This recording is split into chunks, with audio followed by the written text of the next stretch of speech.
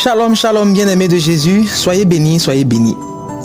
Alors, dans le parcours d'un homme sur terre, il est destiné à rencontrer une diversité d'individus susceptibles de l'influencer. Cependant, il doit être capable de distinguer entre les bonnes et les mauvaises personnes, ce qui n'est pas aisé. Heureusement, la parole de Dieu dans ce cas de figure est d'un secours précieux. Ainsi donc, méditons ensemble le psaume au chapitre 1, le verset 1. Heureux l'homme qui ne marche pas selon le conseil des méchants, qui ne s'arrête pas sur la voie des pécheurs et qui ne s'assied pas en compagnie des moqueurs. Voici là 3 catégories d'individus qui interviennent en 3 étapes pour sceller définitivement ta mort. Tu dois les éviter. Sur ton chemin, le premier piège, c'est le méchant.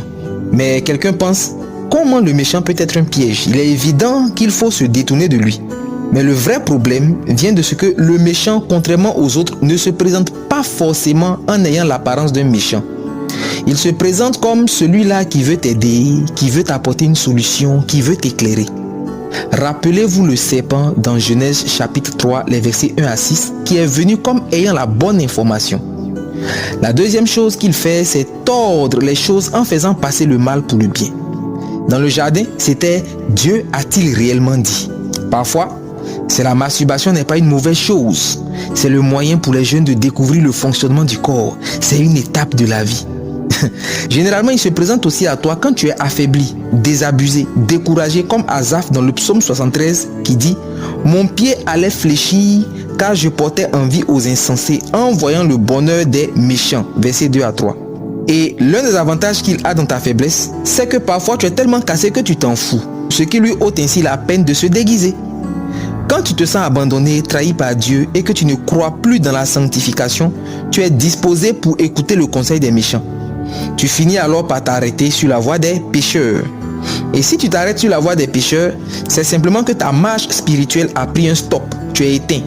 Parler en langue, don spirituel, sensibilité aux choses de l'esprit, tout ça c'est terminé. Tu regardes un autre chemin que le tien, c'est la voie des pécheurs. Le conseil des méchants t'a fait aboutir au succès des méchants, ce succès trompeur. Et tu vois que toutes les mises en garde de la parole de Dieu n'étaient que de fausses alertes. Il n'y avait rien à craindre en fait. Alors tu savoures le péché, la débauche, tu réjouis la chair à outrance. Et là, tu es vraiment enterré parce que tu t'assieds en compagnie des moqueurs pour mépriser les voies de Dieu, pour dire que ce sont des mensonges. Ils avaient dit que le péché tue, mais je suis là, plus prospère et mieux placé dans la vie même que ceux qui suivent Jésus. Mais tu vois, sous peu, tu réaliseras combien c'était la plus grande erreur de ta vie, comme le fils prodigue de Luc au chapitre 15. C'est pourquoi je prie. Saint-Esprit, ramène quelqu'un qui a rétrogradé dans ta présence. Ramène un cœur égaré par la puissance de ta parole, par la puissance de l'œuvre de la croix. Que cette méditation brise les raisonnements des raisonneurs et ramène les cœurs sur le chemin du salut. Que celui qui était en train de tomber dans la séduction reçoive la lumière et que les pièges de l'ennemi dans la vie de quelqu'un soient déjoués au nom de Jésus. Que celui qui est épuisé soit restauré, renouvelé dans ses forces. Qu'il prenne l'envol comme les aigles, qu'il court sans se fatiguer au nom de Jésus. Amen. Que Dieu te bénisse.